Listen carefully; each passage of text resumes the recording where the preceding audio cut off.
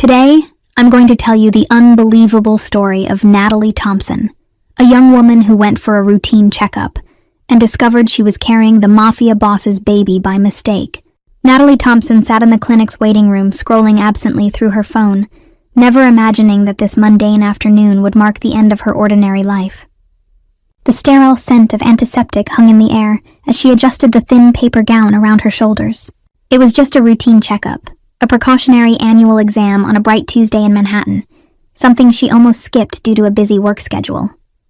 At 26 years old, Natalie prided herself on being responsible with her health. She had no reason to suspect anything unusual. She swung her feet nervously from the examination table, the paper liner crinkling beneath her. "We'll just do a quick blood draw and perhaps a flu shot, okay, dear?" the nurse had said moments earlier, offering a reassuring smile. Natalie nodded and watched as the nurse prepared a syringe. She barely felt the prick in her arm. A flu shot was routine this time of year, and the nurse chatted about the weather to keep her relaxed. Natalie's thoughts drifted to the errands she'd run after this appointment, picking up groceries, maybe stopping by the bookstore. It was a day like any other, or so it seemed. When the nurse stepped out, murmuring something about retrieving additional samples, Natalie didn't think much of it. Perhaps standard lab work, she assumed. A different staff member returned, a harried-looking woman with a tray of vials and a syringe already loaded with clear liquid. "This won't take long," the woman said briskly, motioning for Natalie to lie back. Natalie's brow furrowed. "Additional samples? I'm sorry, what is that for?" Natalie asked, her voice tentative. The woman hardly met her eyes, busy checking a chart. "Just procedure," came the clipped reply. Before Natalie could object further, the woman gently but firmly secured her wrist and administered the injection into her arm. It was oddly quick and left Natalie blinking in confusion. The woman hurried out immediately after, leaving Natalie alone with a vague sense that something about this was off. But as the minutes ticked by in silence, she convinced herself she was overthinking. "Maybe it was some new vitamin booster they're trialing?" she mused. "Clinics occasionally offered experimental treatments or freebies, right?" She sighed and shook off the unease. By the time the doctor finally came in for the actual exam, Natalie had almost forgotten the odd injection. The rest of the appointment proceeded normally. Blood pressure, a quick chat about exercise, and the routine physical exam. The doctor didn't mention anything unusual. With a clean bill of health and an adhesive bandage on her arm where the blood was drawn, Natalie left the clinic relieved that her busy day could continue. She had no inkling that fate had already altered its course in those sterile white walls. 2 weeks later, life taught Natalie just how fragile normal could be. It started with an inexplicable wave of nausea on her morning commute. She chalked it up to motion sickness from the jostling subway train. But the next day brought another wave, the smell of her usual coffee turning her stomach. By the third morning, when simply brushing her teeth triggered gagging, a seed of worry planted itself in her mind. It couldn't be, could it? Natalie's hands shook as she counted backwards on the calendar. Her period. She was late. Very late. That afternoon, she slipped into a pharmacy with her heart pounding in her chest and bought a pregnancy test. "It's just to rule it out," she whispered to herself, cheeks flushing with embarrassment as if the cashier could read her thoughts. She hadn't been with anyone in... She paused, realizing it had been nearly a year since her last relationship ended. There was simply no chance she could be pregnant, not in the usual way. The test was just a formality to ease her mind before calling a doctor about these symptoms. In the privacy of her tiny apartment bathroom, Natalie followed the instructions on the box with trembling hands. 5 agonizing minutes later, she stared in disbelief at the result. 2 pink lines. Positive. She blinked, once, twice, as if the result might change. Her knees buckled and she sat on the cool tile floor, test clutched in her hand. "No," she breathed. "That's impossible." A mix of shock and alarm thundered in her chest, her pulse roaring in her ears. She tore open the second test from the box, barely registering the tear slipping down her cheek. This must be a mistake. It had to be, but the second test confirmed the first. Pregnant.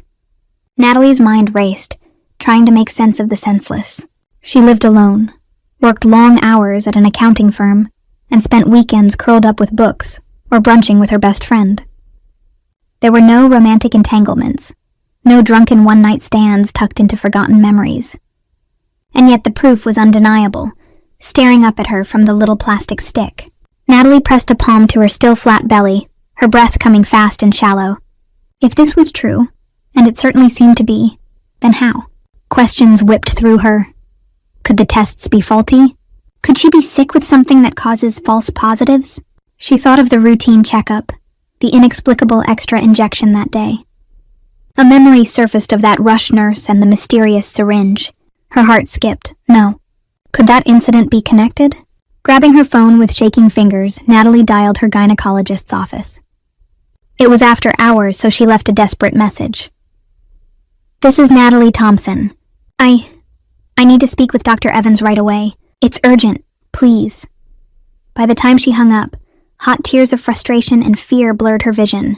She sank onto her sofa, wrapped in a blanket of unreality. How could this be happening? The clinic returned her call first thing the next morning, summoning her to discuss some test results. Natalie didn't even wait to change out of her wrinkled clothes from the sleepless night before. Within an hour, she was sitting across from Dr. Evans in his office, heart hammering as she demanded answers.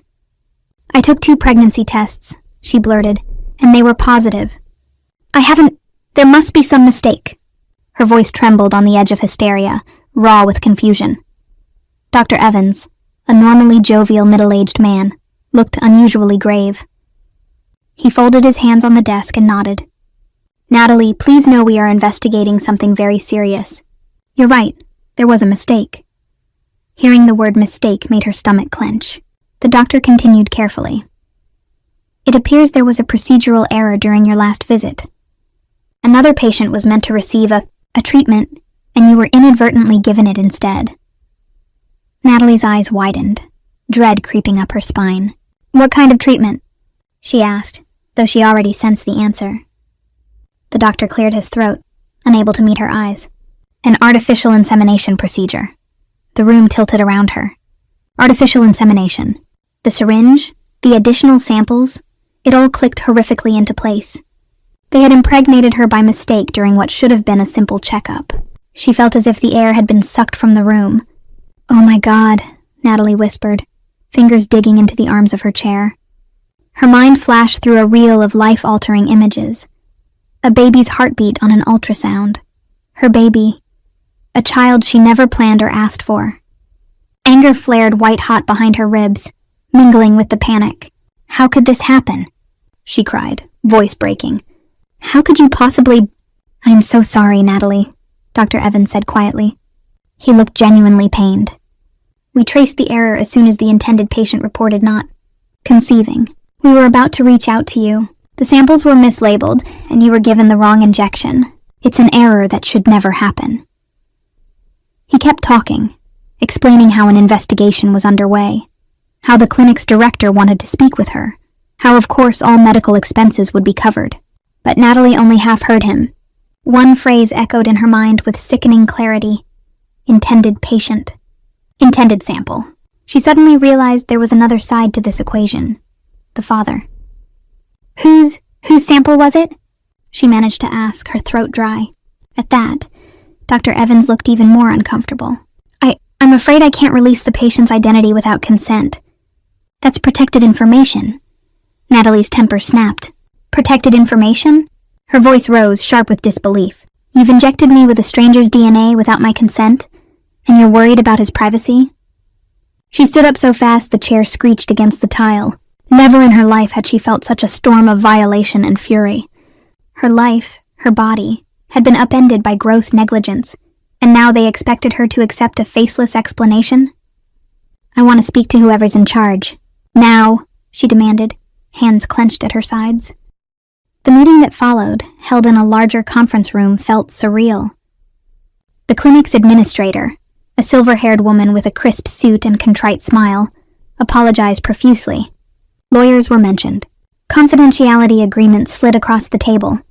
Natalie barely touched the cup of water someone had placed in front of her, too focused on the file that lay closed in the administrator's hands. In it, she assumed, was information about the father, the person whose sperm now resided in her body, forming the cells of a child. She felt queasy all over again. Ms. Thompson, we know this is a lot to process, the administrator said gently. I want you to know the man who's... Donation was used has been notified of the situation. Natalie's breath caught. They've told him. She hadn't expected that so soon. A spike of anxiety shot through her, and, she prompted, voice unsteady. She couldn't even form the sentence. Does he want the baby? Is he going to come after me? The administrator gave a tight smile meant to reassure. He has been very cooperative so far. He just wants to ensure that the situation is handled properly for everyone involved. Natalie frowned, not entirely comforted. Properly. What did properly mean to a stranger who never intended her to carry his child? A fresh wave of worry rolled through her, and she wrapped protective arms around her middle. As the meeting concluded, Natalie was left with a stack of documents to review. Offers of counseling, assurances that the clinic would support her decision whether to continue the pregnancy or not. There was even a proposed settlement agreement, complete with a substantial sum of money if she agreed not to pursue legal action. It all felt cold and transactional. She shoved the paperwork into her bag, stomach churning. One fact burned in her awareness. The father knows. She had no name, no face to attach to that title, but somewhere out there a man had received a phone call that his genetic material had been mistakenly given to an unsuspecting woman. How would he react? Was he furious? Horrified? Would he prefer she terminate the pregnancy? The thought made her instinctively cradle her abdomen. Despite the shock and anger, Natalie realized she already felt a fierce protectiveness for the life inside her. A life created without her intent, yes, but innocent of the circumstances. In just a day, the abstract idea of pregnancy had solidified into something achingly real. Her baby, however it had come to be. That evening, Natalie curled up on her couch, the city lights blinking outside her window, and tried to quiet her mind. She didn't know what to do next. Her phone buzzed with a text from her best friend, Hallie, asking about their upcoming weekend plans. Natalie bit her lip, hesitation paralyzing her. She hadn't told a soul what was happening. How could she possibly explain this nightmare? For now, she texted back something about needing to postpone, citing a work emergency. When she finally drifted to sleep in the early hours, Natalie dreamed of syringes and nameless faces, of reaching out for help and finding nothing but blurred outlines. She woke with her cheeks damp and her heart heavy. Everything had changed in an instant, and she was utterly unprepared for what lay ahead. Little did Natalie know, the storm had only begun. Far from her small apartment, the other half of this impossible equation was already in motion. A dangerous force of nature whose life, too, was about to veer irrevocably off course. Halfway across the city, in a penthouse office atop one of Manhattan's most exclusive high-rises, Dante Giordano ended a call and set his phone down with a deliberate calm that belied the turmoil inside him. Outside the floor-to-ceiling windows, dusk was deepening over the skyline, casting long shadows into the luxurious office. Dante's broad shoulders were tense beneath his tailored suit, and his dark storm-gray eyes stared unseeing at the sleek mahogany desk. He replayed the conversation in his mind, each word like a puzzle piece clicking into place. A puzzle that made less sense the more he considered it. There's been an incident at the Ashgrove Fertility Clinic, his personal attorney had informed him minutes ago. Your stored sample was used mistakenly. A woman has been impregnated. Dante had gone very still at those words, a rare shock rendering him speechless. At first he thought he'd misheard, but the lawyer's apologetic tone and the flurry of details that followed confirmed it. A mix-up, an unwitting woman, and a child. His child, if the science held true. Dante's mind had flashed to the reason that sample existed at all. 2 years ago, under pressure from his aging father and the board of the Giordano family enterprises, Dante had begun considering the need for an heir, not just for the business, but for the legacy of a family that had built an empire at the edge of the law for generations. Coldly pragmatic by nature, Dante had frozen his sperm as a precaution before a dangerous operation against a rival syndicate, unsure if he'd emerge alive.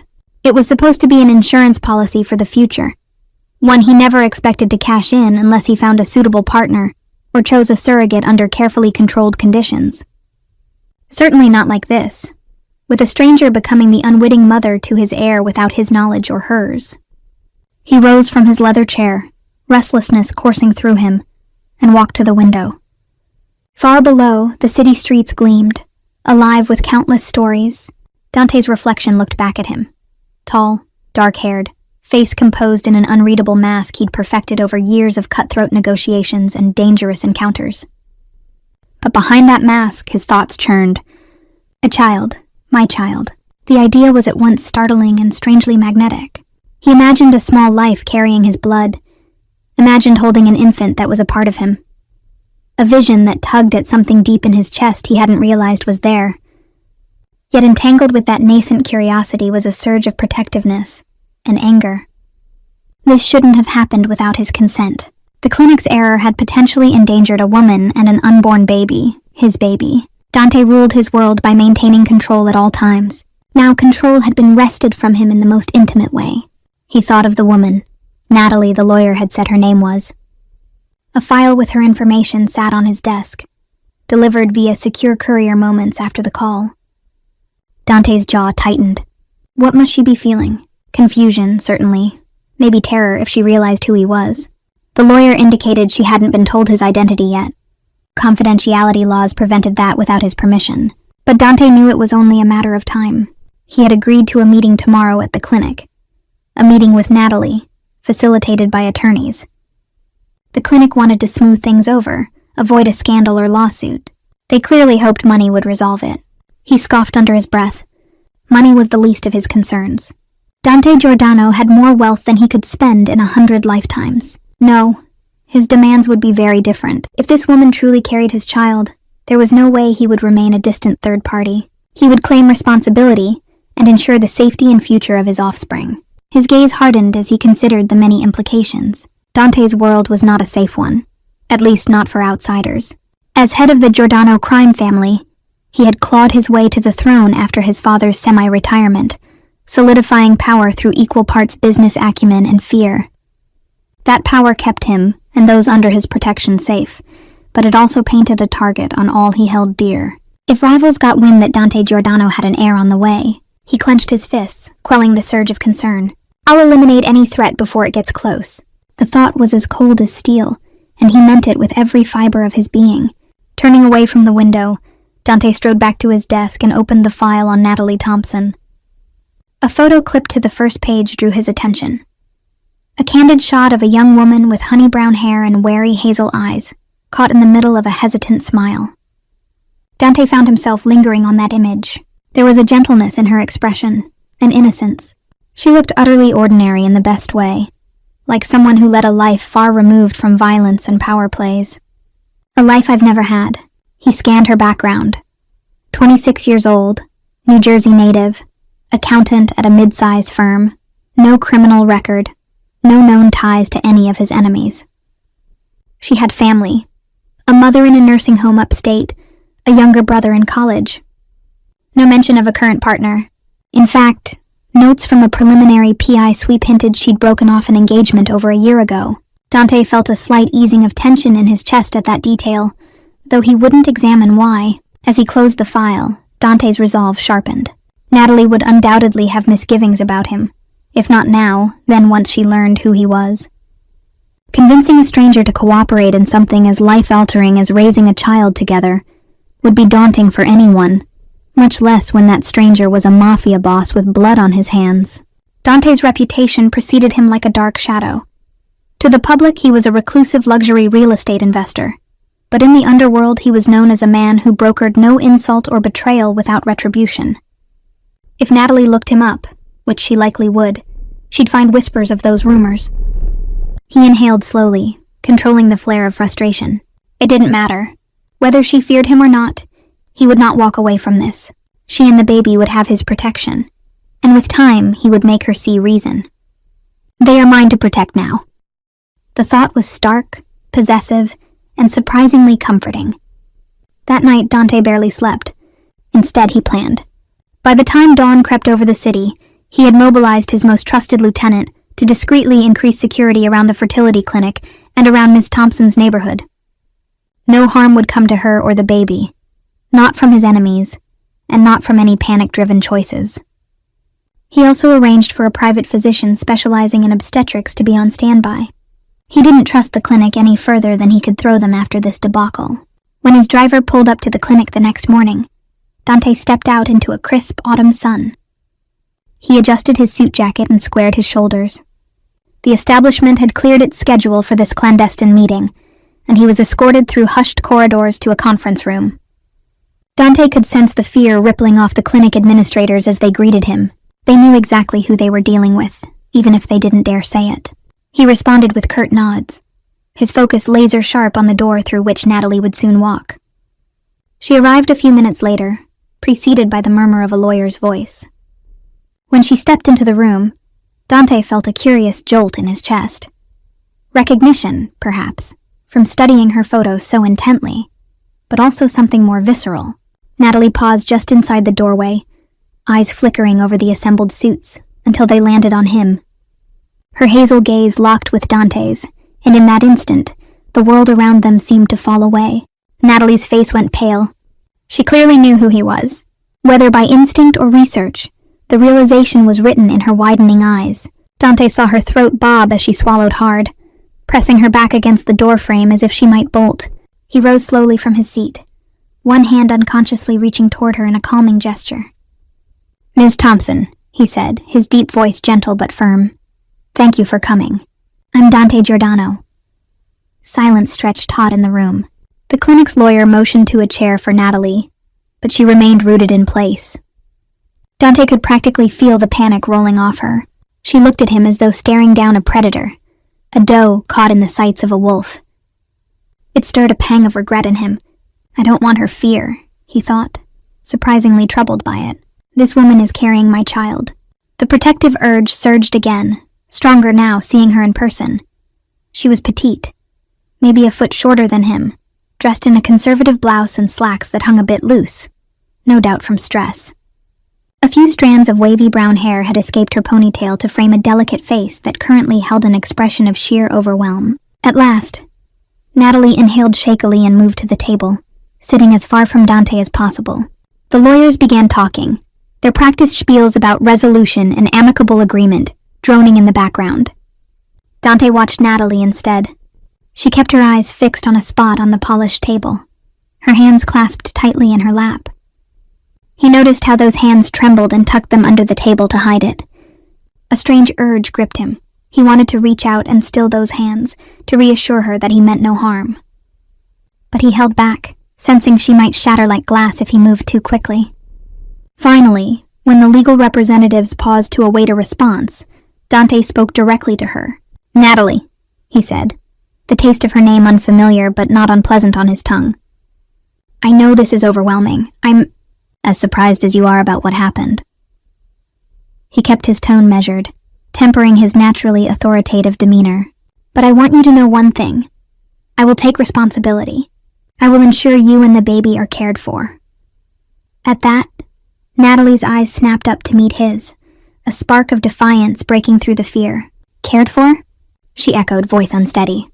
"Mr. Giordano, I don't even know you, and I certainly never asked for any of this." She made a vague gesture towards her abdomen. Dante inclined his head. "Nor did I," he agreed, choosing honesty. "But it's happened. We have to decide what to do going forward." She bit her lip, and Dante noticed it had a way of trembling when she was upset. "What I do going forward is my choice," Natalie said, quieter but firm. "This is my body, my life. I'm still wrapping my head around even having a baby." Her voice nearly cracked on that word, but she steadied. "I came to hear what you had to say, but if you think you can just snap your fingers and dictate how this goes." She didn't finish, but the warning was implicit. Dante felt a flicker of admiration despite the circumstances. Natalie might be terrified, but she had courage. "I'm not here to dictate," he said carefully. "I'm here to offer my support and protection. As the father, I have a stake in this child's well-being too. I think we both want what's best for—" He hesitated, realizing he was about to say our child. That phrasing might be too presumptive for her right now. "For the baby," he finished. Natalie's brows drew together. "Protection? From what?"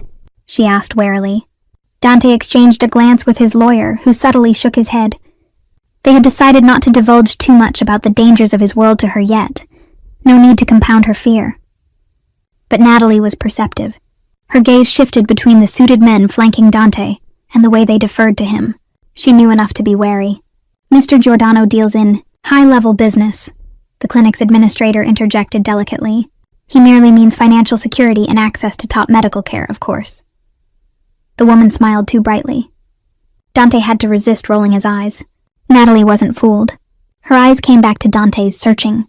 He held her gaze steadily. "I mean that I can keep you safe," he said softly, deciding on partial truth. "You and the baby will want for nothing. I have resources, connections. If you need prenatal specialists, they're yours. If you want security to ensure privacy, it's done." Natalie's throat worked. "And what do you expect in return?" she asked. There it was, the catch. Dante leaned forward slightly, fingers steepled. "Only to be part of the child's life," he replied. "And to keep you both safe. We can work out details. Visitation, custody, whatever legal frameworks you're comfortable with. But I won't walk away from my own flesh and blood, Ms. Thompson." At that, some intensity must have seeped into his voice despite his attempt to remain gentle, because Natalie flinched, her composure wavering. She closed her eyes for a moment, a few tears escaping despite her obvious attempt to hold them back. "This is so much," she whispered, voice thick. "Just a week ago I was just me. I had my quiet little life. And now..." She opened her eyes again and they glistened with emotion. "Now I have a crime lord offering me protection like I'm some damsel in a gangster movie." There was a faint edge of dark humor in her tone. Or maybe it was despair. The lawyer shifted uncomfortably at her frank description of Dante, but he let out a soft exhale. "I understand how absurd it seems," he said. "I won't force anything on you, Natalie." Hearing himself use her first name, he noticed a subtle softening in her guarded expression. "But please at least consider my help. The city can be dangerous even for someone without my affiliations. Paparazzi, extortionists. Once this gets out, you could be targeted. I can prevent that." Her brow furrowed as she absorbed his words. The mention of publicity struck a chord. She hadn't even considered that yet. Would the story leak? A medical scandal like this could easily hit the news, and if Dante Giordano's name was attached, Natalie suddenly saw a vision of reporters swarming her, flashing cameras as she tried to hide a growing belly. Her free hand fell protectively over her abdomen once more. Almost an unconscious gesture now. "What exactly are you proposing?" she asked at last, exhaustion and resignation warring in her voice. "That I go into hiding under your watch? That I become, what, your responsibility?" The word responsibility dripped with distaste, and Dante couldn't fault her for it. He exchanged a quick look with his counsel before responding. "I have a secure estate outside the city," he said calmly. "If you were willing, you could stay there for some or all of the pregnancy. You'd have privacy, staff at your disposal, medical care. If not that, I can at least place security details near you here in Manhattan. Whatever level of support you accept, I will provide." Natalie stared at him as if seeing a stranger, which of course he was. She didn't answer immediately, instead lowering her gaze to the table. In the tense silence, Dante's heart did something unexpected. It squeezed with empathy. He tried to imagine how he would feel if he were in her position. An average person confronted with an extraordinary situation and an infamous stranger claiming a stake in her life. He realized it would be terrifying. And Natalie, for all her brave front, was clearly overwhelmed. The meeting wound down with no firm conclusions.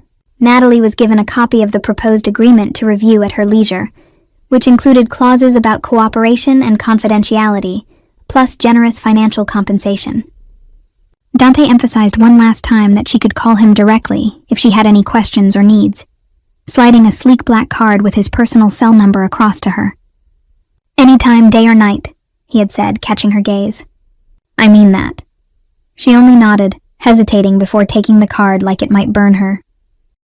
As everyone stood to leave, a strange impulse gripped Dante. He extended his hand to her, a formal yet earnest gesture.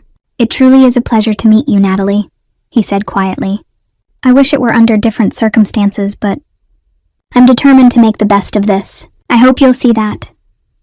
Natalie looked at his offered hand, then up at him. After a beat, she reached out and shook it.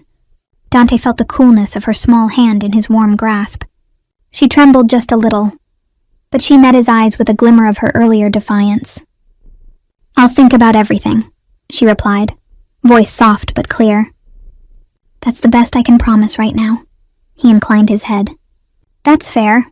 Reluctantly, he released her hand. Natalie turned and left, flanked by her own legal counsel, her posture stiff and uncertain. Dante watched the door close behind her, resisting the urge to follow. In that moment, Dante realized he already felt an undeniable pull toward this brave, frightened woman. She was carrying his child. That alone forged a powerful bond in his eyes. But beyond that, there was something about the way she had stood her ground that stirred him. He had the urge to shelter her, yes, but also an unexpected desire to know her. His lawyer cleared his throat, jarring Dante from his thoughts. "We'll proceed as discussed, sir?" Dante nodded, already striding out with purpose. He would give Natalie a little time, as she requested, but not too much. Until she made her decision, he would keep a careful watch from afar. She might have left the meeting unconvinced, perhaps intent on returning to her quiet little life. What Natalie didn't fully grasp, however, was that her life was no longer quiet, or little. It was entwined with Dante's now, whether she welcomed it or not, and Dante Giordano protected what was his with ruthless devotion. That protection would be needed sooner than either of them expected. Natalie shut the door of her apartment and immediately sagged back against it, shutting her eyes. Her heart was pounding as if she'd sprinted miles, though it had been only a short cab ride from the clinic. Dante Giordano. She whispered the name in her mind and a shiver danced over her skin. In the conference room, he had emanated power. Not just the wealth and confidence of a successful businessman, but a more dangerous aura. Even in his gentlest tone there was an edge of command. The way others deferred to him, the way his icy gray eyes observed every detail. It both unsettled and, in a strange way, reassured her, because underlying that danger, she had sensed a genuine resolve to safeguard her and the baby. Natalie exhaled shakily and opened her eyes. Her apartment looked exactly as she'd left it this morning. Cozy, lived in. A pile of mail on the console table, and a blanket tossed over the arm of the couch. But she felt like an intruder in her own home now. Everything had changed. With numb fingers, she pulled out her phone and did what she'd been resisting until now. She Googled Dante Giordano. As expected, a slew of results came up. Society page photos of a forbiddingly handsome man at charity galas, articles about his luxury hotel ventures, and then the murkier things, speculative pieces linking him to organized crime, whispers of violence cloaked in business jargon. Her stomach tightened reading the words.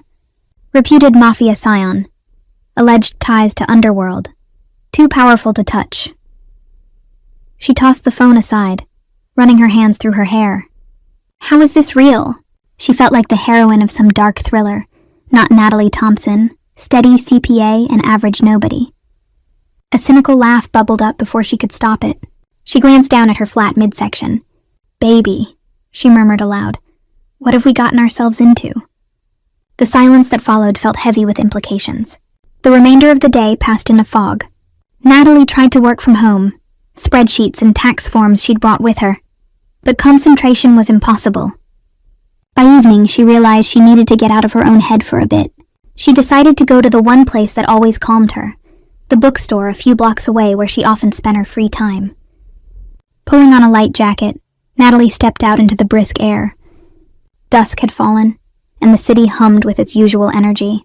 Cars honking, people bustling past with coffees and briefcases. To her jumpy nerves, everything felt like it was in hyper-focus. The chatter of two women passing behind her made her startle. A delivery truck backfiring at the corner made her heart leap. Get a grip, she scolded herself. Not every sound was a threat.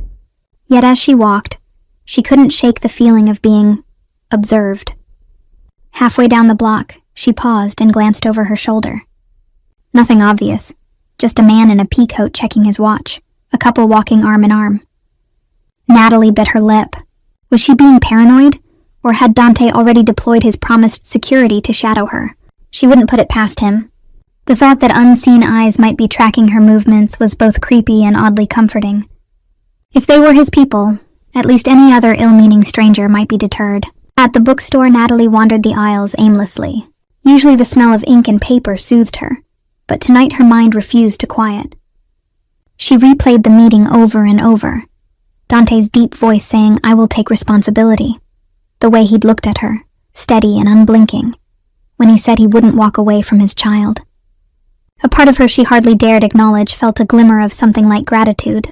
Her own father had walked away from her family when she was a toddler, vanishing from their lives. She grew up watching her mother struggle to raise 2 kids alone. The scars of that abandonment ran deep. And here was a man, a dangerous, powerful man, who could have easily signed a hush agreement and sent her off with a check. But instead he wanted involvement. It was overwhelming, yes, but also strangely honorable in its own way. Natalie caught herself absent-mindedly running a hand over a book's spine while lost in thought.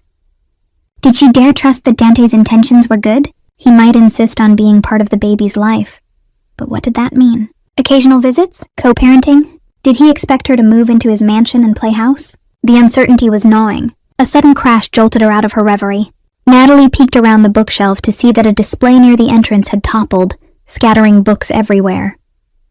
A couple of staff members rushed to clean it up, apologizing to a customer who stood nearby. The customer, a tall, stocky man with a baseball cap, waved it off, but as he turned, his eyes flickered around the store with an alertness that seemed out of place for someone who just knocked over a pile of novels. Natalie felt a prickle of unease when his gaze skated past her. She stepped back behind the shelf, her heart now thumping faster. Something about him. She couldn't say what, but an instinct told her to be careful. Checking out a book could wait. She decided to leave. Perhaps her nerves were in overdrive, but all she wanted was the safety of her apartment again. As Natalie exited the bookstore, she glanced around surreptitiously for the man in the cap. He was nowhere to be seen. Pulling her jacket tighter, she quickened her pace down the street. The sooner she got home, the better. Lamps on the sidewalk had just flickered on, pools of golden light guiding her way. Just half a block more to her building, she could see the familiar green awning. Suddenly, footsteps sounded behind her, brisk and heavy. Before she could react, a large hand clamped on her upper arm. "Don't make a sound!" A rough voice hissed in her ear, sending a bolt of terror through Natalie. Her mind flashed to the self-defense classes Hallie had dragged her to last year. Stall. Assess. Her pulse skyrocketed. She was being grabbed on a public street. How? Why? She hadn't even processed who it was. The baseball cap man? Someone else? Adrenaline surging. Natalie instinctively tried to twist free, opening her mouth to scream. But the man was ready. He yanked her back against a solid chest and pressed something sharp against her ribs. A knife. She froze, icy dread flooding her veins as she felt the tip through her blouse. "Help!" She managed to choke out a half-scream before fear closed her throat. It all happened in seconds. A dark sedan screeched to a halt at the curb just ahead, its back door flung open. The man began dragging her toward it.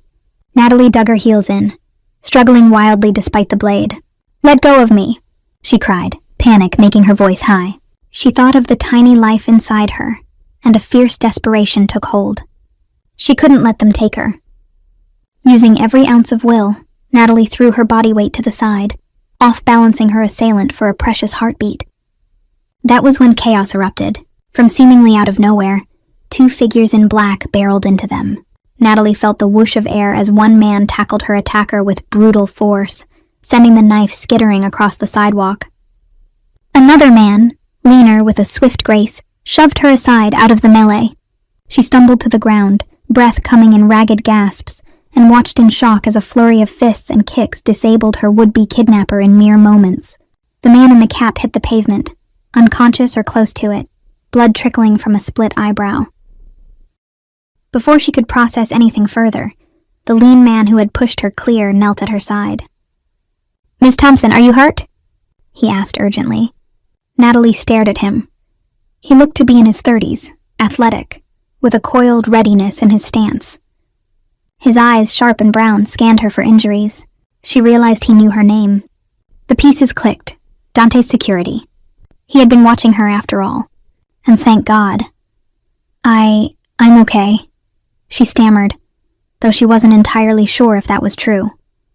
Everything was still a blur of adrenaline. Her arm throbbed where she'd been grabbed, and fear aftershocks trembled through her limbs.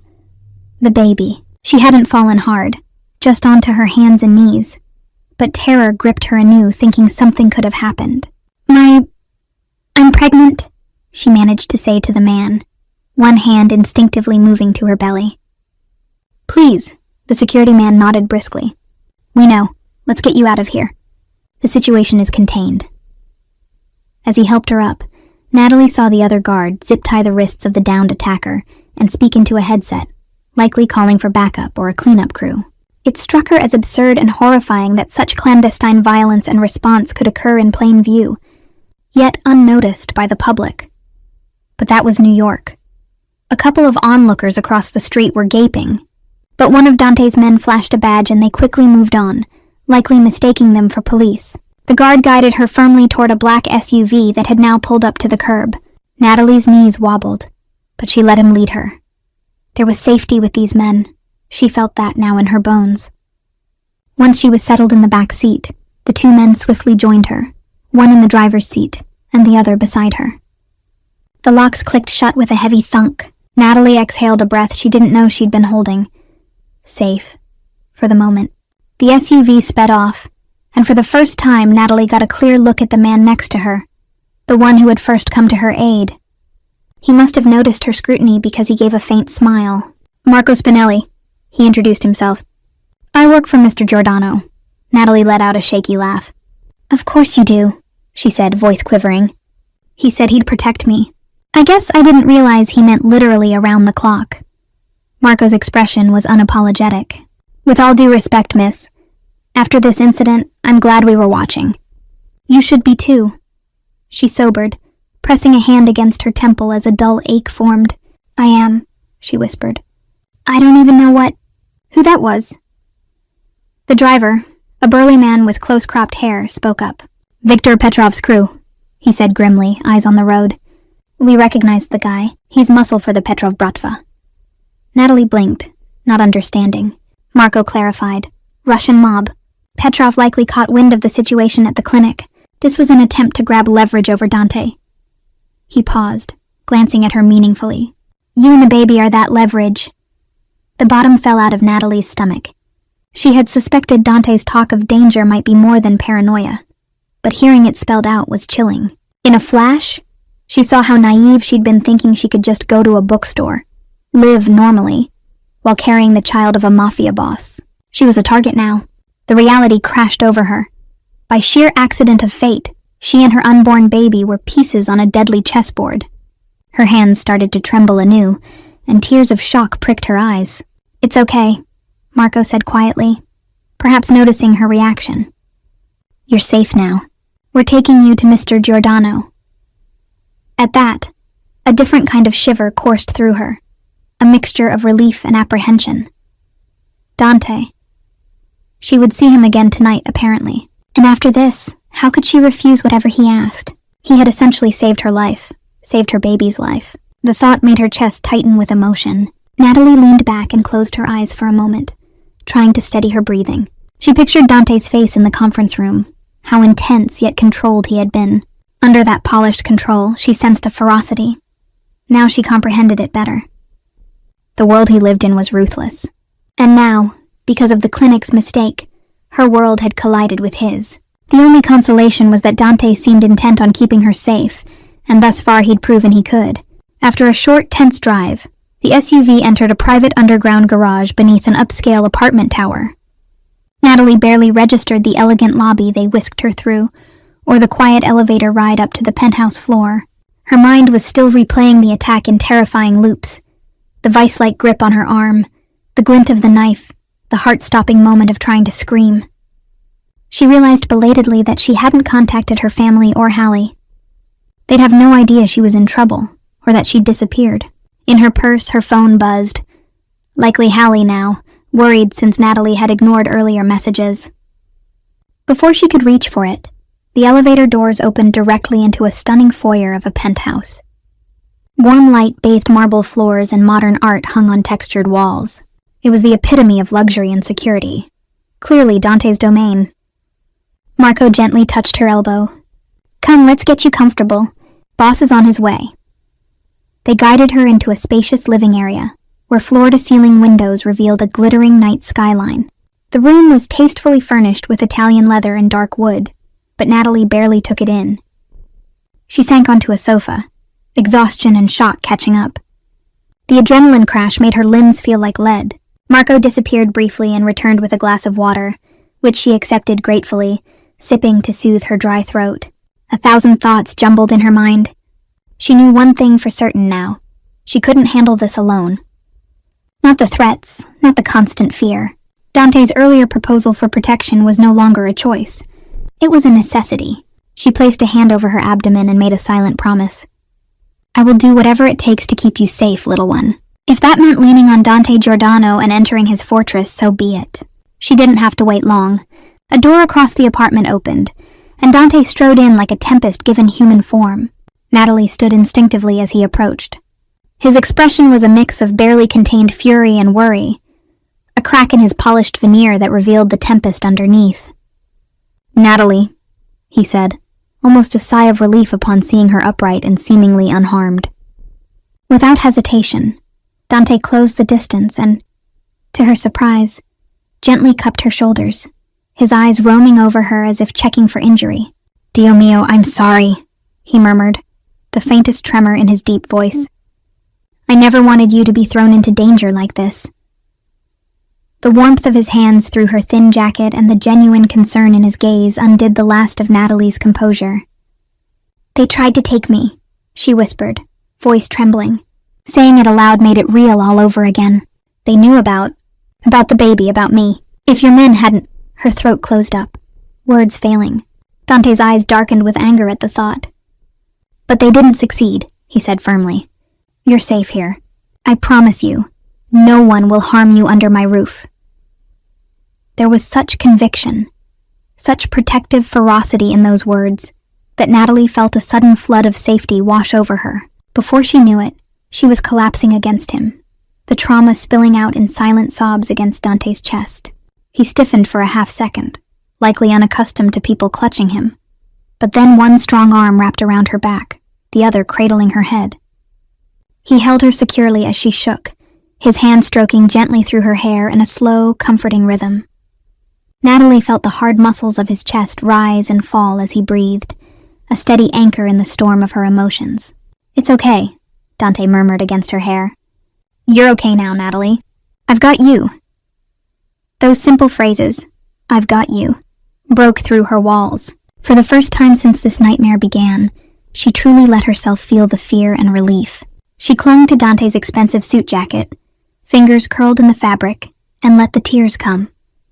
He simply held her, patient and solid, until the tide ebbed. When she finally pulled back, sniffling and embarrassed by her outburst, Dante didn't let her retreat far. He kept his hands on her upper arms, scanning her face with care. Sit, he urged softly, guiding her back to the sofa. He knelt in front of her, eye level, which struck her as something few men of his stature would do. Tell me if you're hurt. Did he cut you? His gaze flickered to her abdomen. Is the baby... He didn't finish, but his unspoken question hung in the air. Natalie shook her head, wiping her cheeks. I think we're okay, she said. He held a knife, but I don't feel any wound. I fell down, but it wasn't hard. She placed her hand protectively on her stomach and added, almost in wonder, I think the baby's fine. Saying that aloud steadied her. Despite everything, the baby was safe inside her. Dante's posture relaxed a fraction. Good. A dangerous glint reignited in his eyes as he added, The man who tried this won't get a second chance. I'll see to that.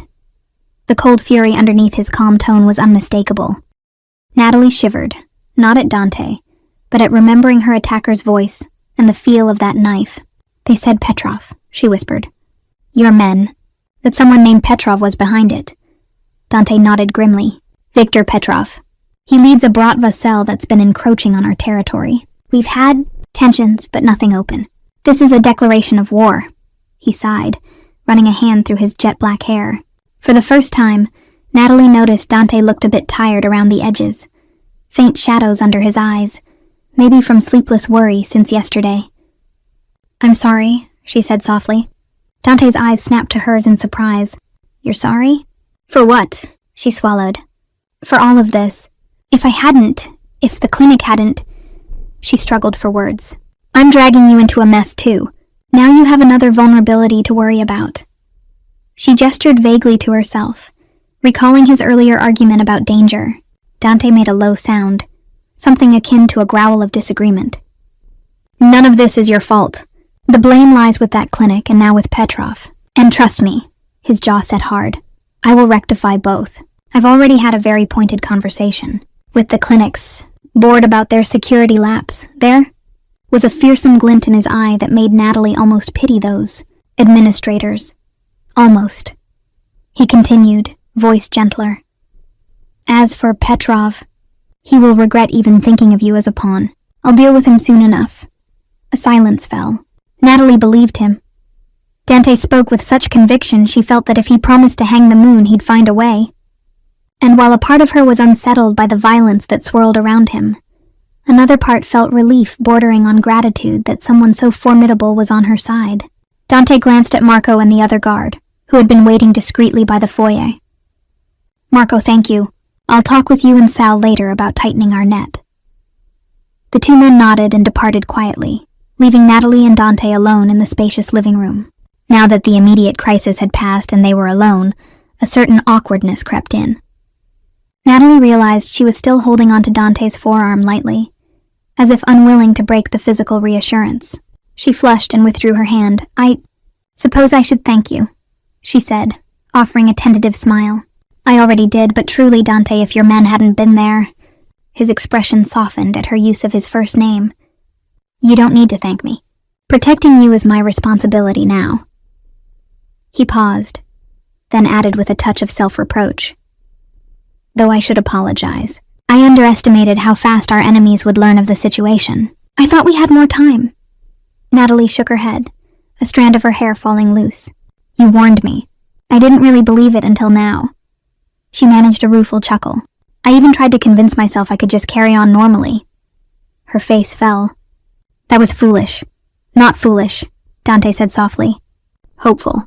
You didn't ask for any of this madness. It's only natural you wanted to cling to normalcy."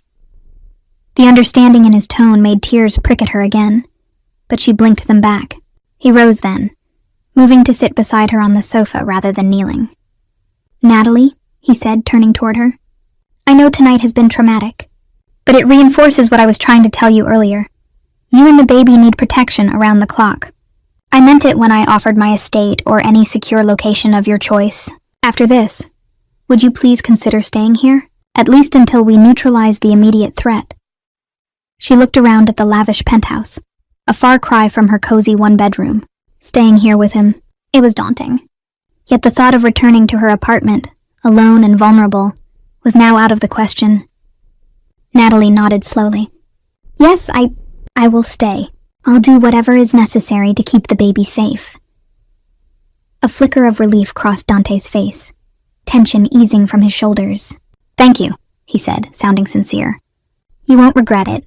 I'll make sure you have everything you need, and that you're comfortable."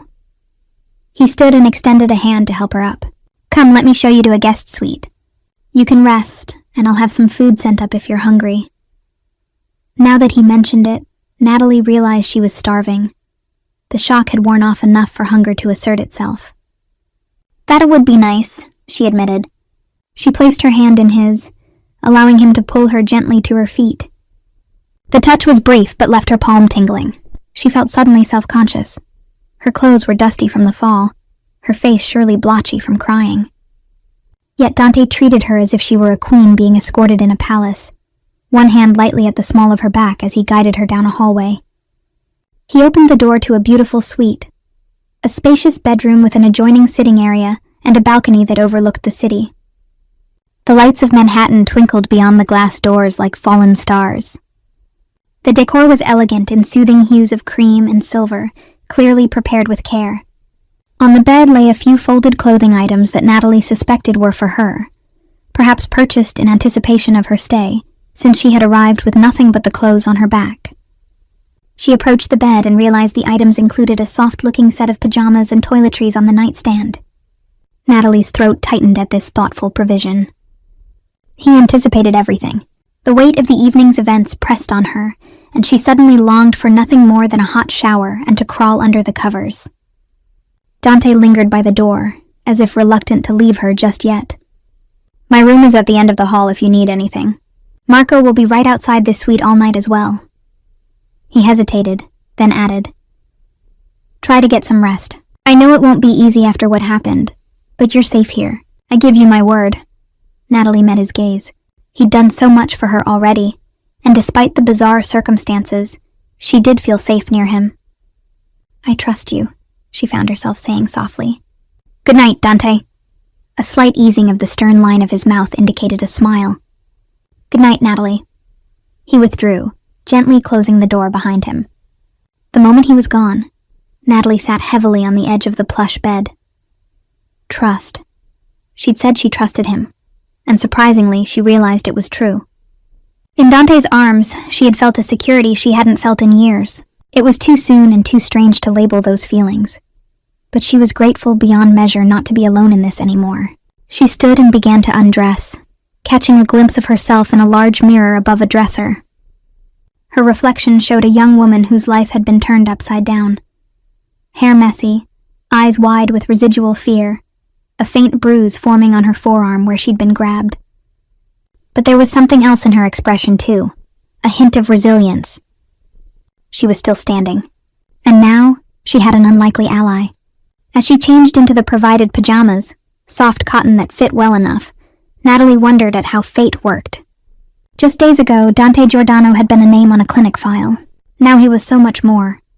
A protector, the father of her child, a man who had held her as she cried and vowed to keep her safe. The situation was far from normal, far from the life she'd imagined. But despite the lingering fear, she felt a spark of hope? Perhaps it was simply the relief of not facing this alone. A knock at the suite door startled her slightly. "Miss Thompson?" came a muffled female voice. "Room service." Natalie opened the door to find a kindly older woman in a chef's uniform wheeling in a cart bearing covered dishes. The savory aroma hit Natalie's nose, reminding her she was famished. "Mr. Giordano asked me to bring you some dinner, dear," the woman said warmly. She set a tray on a small table by the window. Soup, salad, and some toast. Gentle on the stomach, she gave Natalie a grandmotherly smile. "Anything else I can get you?" Natalie shook her head, touched by the thoughtfulness. "Thank you so much. This is perfect." After the woman left, Natalie ate slowly, gazing out at the breathtaking view. The soup was a comforting tomato bisque, the salad crisp and fresh. With each bite, she felt some strength returning. Outside, New York glittered, oblivious to the dramas of its inhabitants. But here, in Dante's fortress in the sky, her life had irrevocably changed course. That night, after showering and crawling into the luxurious bed, Natalie expected to lie awake replaying the attack. And she did for a short while, heart stuttering at the dark memory. But whenever the fear surged, she countered it by recalling Dante's embrace and the fierce promise in his voice. "You're safe." Eventually, cocooned in warmth and utterly exhausted, Natalie drifted into a heavy sleep. She dreamed of curious things, of wolves standing guard in the dark, of a strong hand clasping hers as they ran through a maze, of a tiny heartbeat echoing softly within her. Through it all, a figure stayed by her side, tall, protective, cloaked in shadow, but with eyes that glowed like silver. When she woke once in the middle of the night, disoriented in the unfamiliar room, she almost expected to see Dante watching over her. She felt an odd pang at his absence, but soothed herself with the reality that he was just down the hall, a call away. As dawn's first light filtered into the room, Natalie realized this was the first morning of her new life, one where she lived under the protection of a Mafia boss and carried his unborn child. It sounded like something out of the novels she would read at that bookstore, except this was real, and her heart was already entangled in ways she couldn't yet understand. Over the next several weeks, Natalie's life took on a surreal new rhythm. She remained ensconced in Dante's penthouse, which effectively became both her refuge and her gilded cage. Dante insisted she treat it as her home, and indeed he provided every comfort. A closet of maternity clothes that appeared as if by magic as her waist began to thicken, a private doctor who made discreet house calls to check on her and the baby's progress, and even a makeshift office set up so she could attempt to work remotely for her job. The world beyond those secure walls faded into a hazy memory. Natalie ventured out only for critical doctor appointments, and always under heavy guard. She spoke to her mother and brother by phone, crafting half-truths about a high-risk pregnancy that required bed rest. She hated lying, but the fantastical truth was impossible. Her best friend Hallie was harder to fool. She sensed something was off. Natalie promised to explain everything eventually. How could she possibly tell her normal, sweet friend that she was essentially living with the mob? Despite the circumstances, those days were not unhappy. In fact, some were almost peaceful, even sweet in their own way. As the initial shock and fear ebbed, a daily routine emerged in which Dante was a steady fixture. Most mornings, he joined Natalie for breakfast at a sunny nook overlooking the city. At first, their conversations were tentative and polite. She thanked him often for all he was doing, and he waved it off, reminding her it was necessary and that he wanted to. But gradually, formality gave way to genuine connection. Natalie learned that Dante liked his coffee strong and black, and that he had a weakness for blueberry pancakes, though he'd never admitted aloud. One of the chefs spilled that secret to her. He learned that Natalie needed ginger tea to help her morning nausea, and that she had an affinity for classical piano music when she felt anxious. One day, she mentioned offhand that as a child she played the piano but hadn't touched one in years. The next day, a beautiful keyboard appeared in the living room, with Dante casually saying he thought music might help pass the time. Moments like that left Natalie both charmed and unsettled by the ease with which Dante could make things happen. He seemed determined to anticipate her every need, which was endearing, but it also meant that they spent a lot of time together, more than she had expected. She thought a man as powerful as him would be constantly outmanaging his empire, but Dante reassured her he could handle much of it from home for now, given the circumstances. And perhaps, a small voice in her head suggested, he wants to be near. Their relationship, if she could call it that, was a delicate dance of unspoken boundaries and slowly eroding walls. Dante was ever the gentleman, never pushing physical closeness beyond a guiding hand on her back or the occasional brush of his fingers against hers when he handed her something. Yet Natalie found herself watching him when he wasn't looking, the way his brow furrowed in concentration during a chess game they played to while away an evening, or the rare, boyish grin that escaped when she teased him for underestimating her game strategy. Each day, her comfort with him grew, and so did an undercurrent of attraction that she tried to ignore. One crisp afternoon, as October leaves swirled outside, Dante returned from a meeting with his security team with grim news. He found Natalie curled up on the sofa with a book, her one hand resting unconsciously on the slight swell of her belly, a sight that made something warm flutter in his chest. He almost hated to disturb the peace in her expression. "Natalie," he began gently, taking a seat across from her. She looked up, immediately reading the seriousness in his features and closing her book. "What is it?" Dante clasped his hands, a gesture she recognized as him measuring his words. "We have new intelligence on Petrov," he said. "He's gone to ground, but we think he's regrouping for another attempt." Natalie's stomach clenched. Though the past weeks had been quiet, she lived with the underlying awareness that Petrov was still out there, still a threat. "Okay," she said softly. "What does that mean for us?" His eyes softened at her inclusion of us, but his tone stayed factual. "It means I have to take proactive measures. I won't wait for him to strike again. I have allies in the city, other families who also want Petrov contained. We're coordinating." There was a fierceness to Dante as he discussed strategy that both scared and reassured her. "Coordinating, as in war?" she asked hesitantly. Dante sighed, rubbing his chin. "Hopefully it won't come to open conflict. If we can corner him quietly and force a truce or remove him, that would be ideal." He didn't elaborate on remove, but Natalie understood. She swallowed, nodding. Violence as a solution still made her uneasy. But when she thought of that knife at her ribs, her empathy for Petrov's fate dwindled. Dante leaned forward, resting his forearms on his thighs. "However, until this is resolved, I need to tighten security even more. I think it's time to move you to my estate outside the city." He raised a hand to preempt her protest.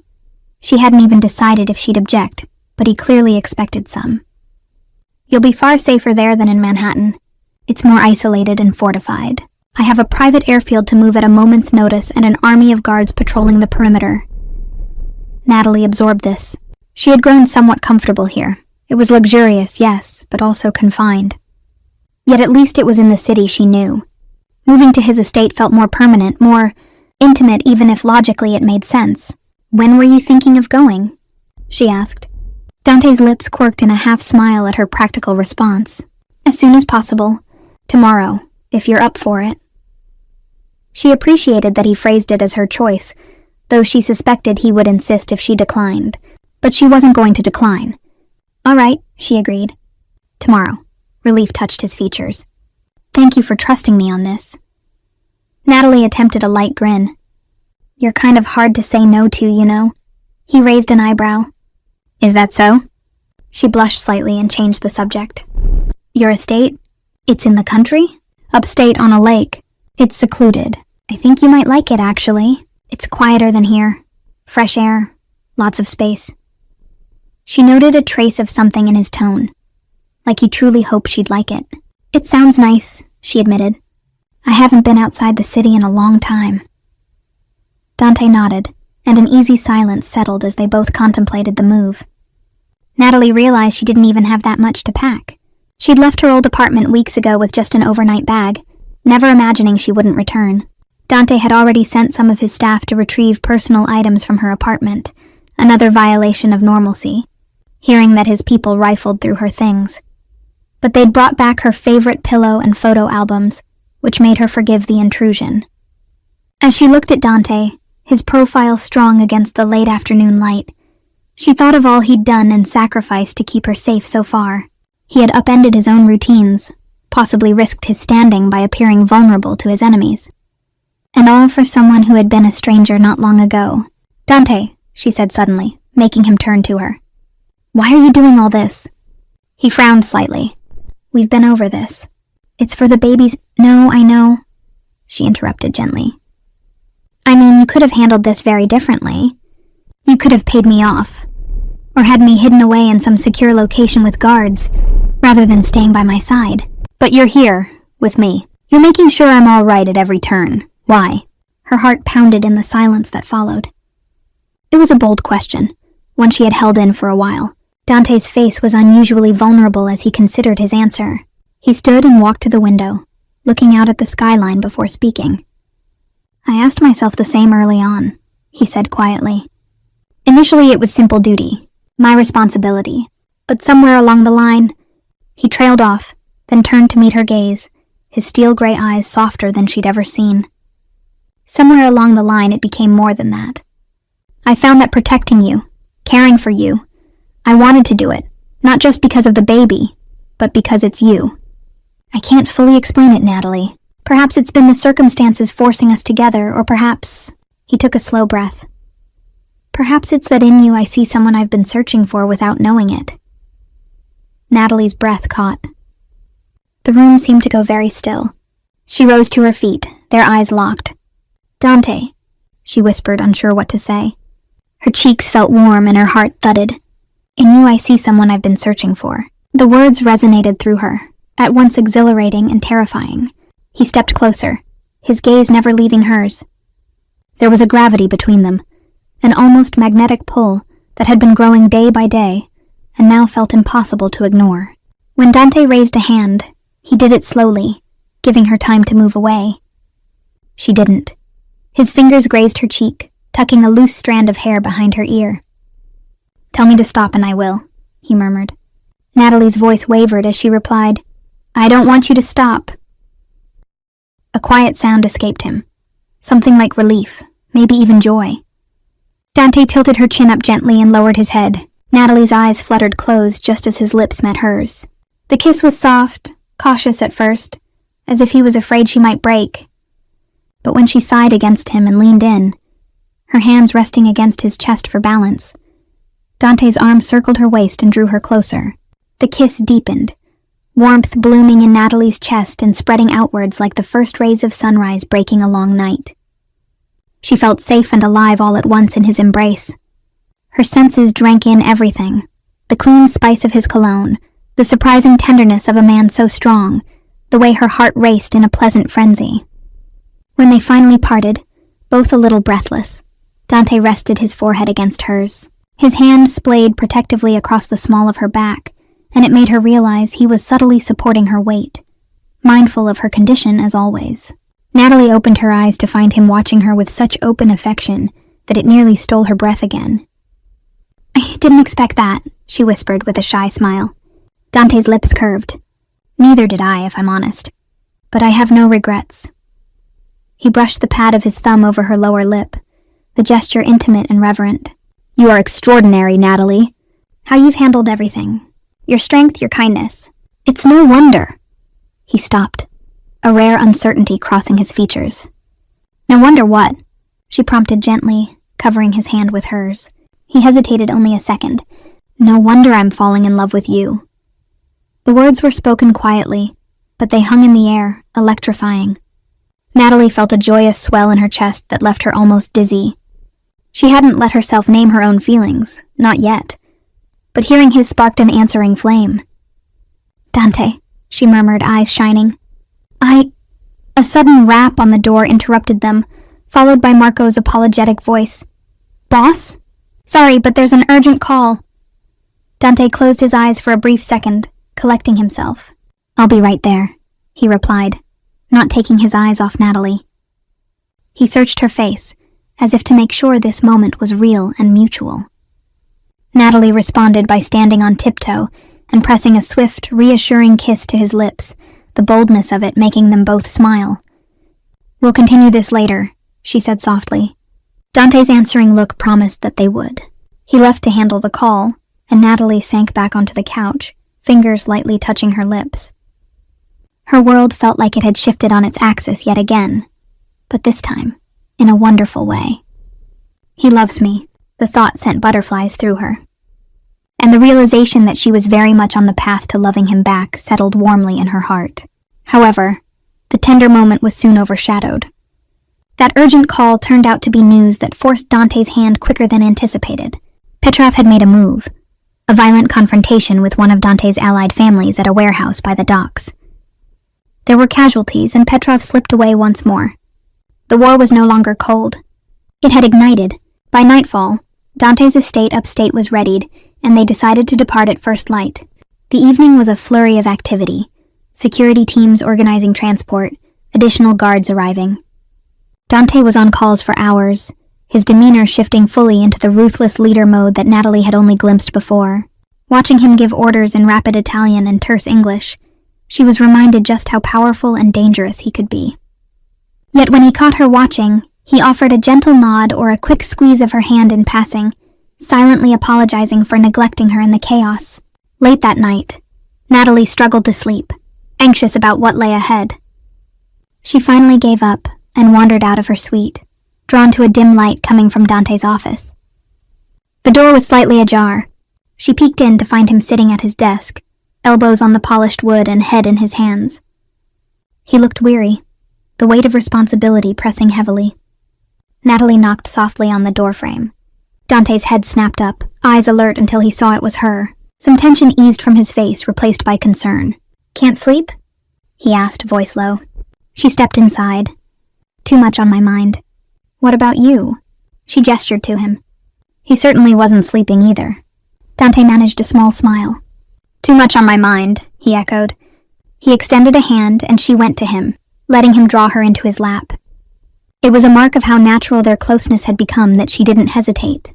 They sat in comfortable silence for a moment, Natalie resting her head against his shoulder as he softly stroked her arm. Despite the worries swirling around them, she felt content in that little oasis of calm. After a while, Dante murmured, "We'll leave early and get you far away from this volatility. Once you're safe, I can focus on ending this." She frowned, lifting her head. "Ending this? With Petrov?" He nodded, jaw tightening. "I won't have him menace our family." Her heart skipped at our family. He said it so naturally, but another part of his statement nagged at her. "When you say I can focus, do you mean I won't see you for a while?" He hesitated, and she saw the answer in his eyes.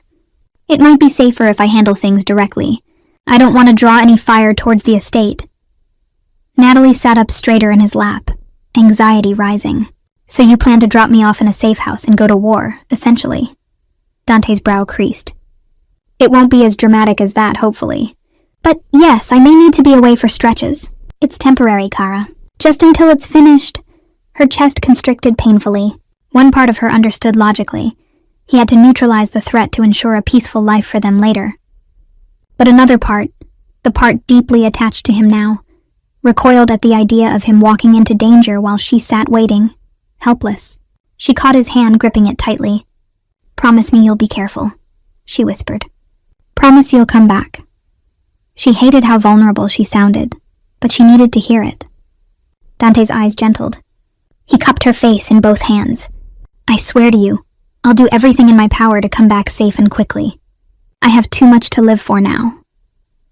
His hand drifted down to rest against her belly, and Natalie covered it with her own, intertwining their fingers over the gentle swell. "We both need you," she said softly. He kissed her then, a slow, tender kiss that conveyed both reassurance and longing. When they parted, Dante brushed away a tear she hadn't realized escaped. "Try to rest," he murmured. "We have an early start." Reluctantly, she returned to her suite.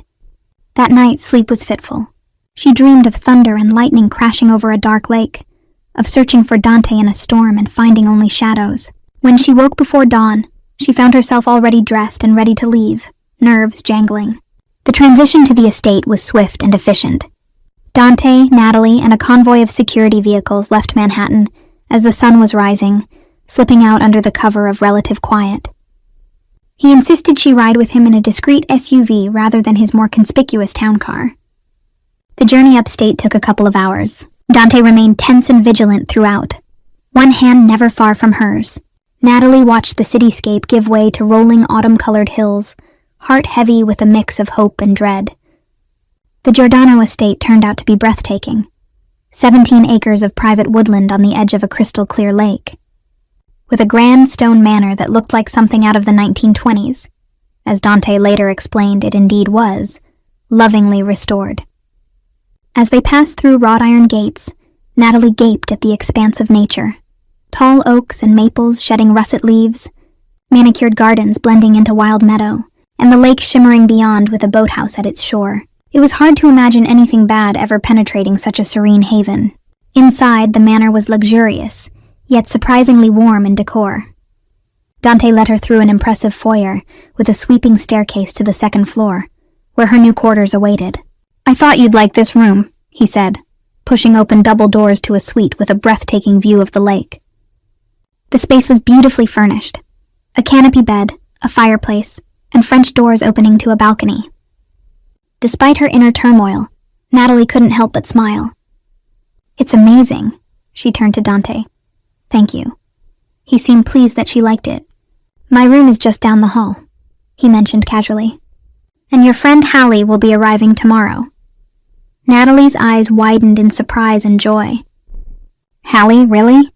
She had tearfully told Hallie a modified version of events the night before, that she was pregnant by a donor mix-up, and there had been some threats.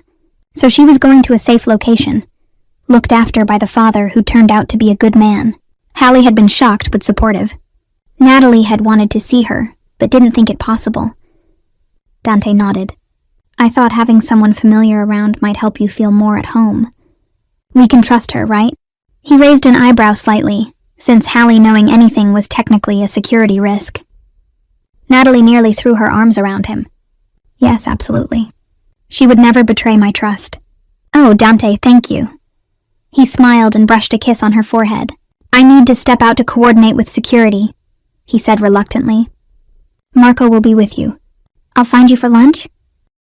She nodded, watching him go with a pang. He'd done so much to make her comfortable, and now likely would plunge himself into deadly work. She vowed to do whatever she could on her end to make this ordeal end quickly too, even if that meant simply taking care of herself and not adding to his worries. True to his word, Dante was largely away from the house or holed up in his office over the next week. Hallie's arrival was a joyful distraction. When her friend burst into the foyer and pulled Natalie into a tight hug, both of them crying, it felt like a piece of her old life had been returned. Of course, Hallie was wide-eyed at the palatial estate and the army of staff and guards. "Girl, what have you landed in?" she whispered in amazement as they toured the gardens. Natalie could only laugh helplessly and say, "It's a long story." In private, she confessed more of the truth. who Dante really was, what danger lurked. Hallie took it remarkably well. It's like one of those wild novels you read, Nat, and promised to stay as long as needed. Having Hallie there provided a sense of normalcy. They baked cookies in the gourmet kitchen, under the amused gaze of the head chef, took walks by the lake with 2 security shadows in tow, and Hallie even got Natalie to play some piano again in the Manor's old study room. Hallie also witnessed firsthand the tender dynamic between Natalie and Dante. One evening, when Dante returned earlier than expected, he found the women laughing in the den over an old movie. He paused to greet Hallie politely. She later admitted to Natalie she nearly swooned at his movie star looks and old-world manners. Then he fixed his attention on Natalie, tucking a lock of hair behind her ear as he often did, and asking softly if she'd eaten dinner and how she was feeling. Hallie observed the whole exchange with a knowing smirk. Later that night, as they prepared for bed like teenagers at a sleepover, Hallie nudged Natalie. "Spill, hun. You two are completely smitten, aren't you?" Natalie felt heat creep to her cheeks. "Is it that obvious?" she murmured, fiddling with her hairbrush. Hallie rolled her eyes playfully. "Only to someone with eyeballs. The way he looks at you, girl, it's intense. And you light up when he's around, even when you're exhausted." Natalie couldn't hide her smile. "I really have fallen for him, Hallie. It's crazy and unexpected. But I love him." Saying it aloud to her friend felt like releasing a secret butterfly into the air. "And he said he loves me too." Hallie clasped her hands in delight. "That's the best thing I've heard all year. I mean, it's insane given how it started, but honestly, sometimes the wildest stories make the best ones." She grew more serious then. "Do you see a future with him, like really with him? Because his world, it's not easy." Natalie looked out the window at the moonlit lake. "I do," she answered quietly. "I know there are dangers and challenges. But Dante's shown me parts of himself no one else sees, I think. He's protective, yes, but also gentle and good to me. And he's going to be a wonderful father." She smiled softly, thinking of how he'd taken to reading parenting books at night, something she caught him doing when she peeked in his office one time, much to his sheepish embarrassment. Hallie squeezed her hand. "Then I'm thrilled for you. It's not the life we once imagined, but if you're happy, I'm with you all the way." The only dark cloud in those days was the looming confrontation with Petrov. Dante kept most details from her, not wanting to worry her, but she gleaned bits from hushed conversations and the grave faces of Marco and others. Petrov had gone underground and was proving elusive, and in the meantime, threats continued in the city. A skirmish here, a bomb scare there. Dante was stretched thin, managing an evolving gang war while trying to ensure the estate remained off the radar. One night, a storm lashed the lake with wind and rain. Natalie awoke past midnight to find the space beside her in bed empty. Not that Dante slept there. They hadn't shared a bed yet, as he was being old-fashioned and taking it slow to Hallie's endless teasing. But she somehow expected him to be there on such a wild night. Troubled by a sense of foreboding, she slipped out of her room and padded down the hall. A sliver of light shone under Dante's office door. Quietly, she peeked in. Dante stood by the window, phone to his ear, face illuminated intermittently by lightning. "No, keep her out of this. Do whatever it takes, but I will not have her involved," he was saying fiercely. Natalie's heart skipped. Was he talking about her? She listened guiltily. "I don't care if it draws him out faster. I said no," Dante snapped, then let out an exasperated breath. "Because I won't risk her life as bait, that's why. There's no negotiation on this." Natalie felt a chill. Someone must have suggested using her to lure Petrov. She shouldn't be surprised. She was the prize in the enemy's eyes. But Dante's protective refusal both relieved and alarmed her, because it meant finding Petrov was harder without that leverage. He went silent as the person on the line argued back. Finally, Dante practically growled. Find another way. You have 48 hours. He ended the call, tossing the phone on his desk with a curse. In that moment, a crack of thunder boomed, and the lights flickered. Dante glanced up and saw Natalie hovering at the door. His expression softened immediately. Nat, you should be asleep, he said, concern lacing his tone as he came toward her. Is everything all right? She stepped in, wrapping her arms around herself, and nodded. I woke up and... She searched his tired face. And I missed you. It was partly true. She also didn't want him stewing alone. Without a word, Dante opened his arms and Natalie went into them gladly. He held her close, resting his chin atop her head. She felt some of the tension leave his body as they stood together listening to the rain lash the windows. Are you all right? She whispered. He sighed. Better now. Pulling back slightly, he traced a finger along her cheek. I'm sorry if I woke you. Things have been... complicated. She wanted to say he didn't have to apologize, but instead she mustered her courage. Let me in, Dante. Please. Don't carry it all yourself. His eyes searched hers, conflict evident. I just want you to be safe and not worry more than you already do. I worry more when I'm left in the dark, she countered gently. I know I can't fight your battles, but I can at least carry some of the fear with you. Dante closed his eyes briefly, then nodded. He led her to the leather couch and they sat, still holding each other. Quietly, as the storm raged outside, he told her what weighed on him. Petrov's forcing my hand. We have intel he might try something drastic soon. My allies think if we dangle what he wants, we could draw him out into a trap. His jaw clenched. They want to use you as that bait, leak word of your location, set a false security lapse, then snare him. Natalie inhaled sharply. That's incredibly risky. I refused, Dante said immediately, voice low and fierce. I will not put you in harm's way like that. Not when we can find another way. I couldn't live with myself if something happened to you. Emotion tightened her throat. But if he's never drawn out, does that mean you'll always be fighting from the shadows? Always looking over our shoulders? Dante's silence was answer enough. That future was unacceptable. They both knew it. Natalie realized with a mix of fear and resolve that perhaps she had to do something after all. She took Dante's hand, lacing their fingers.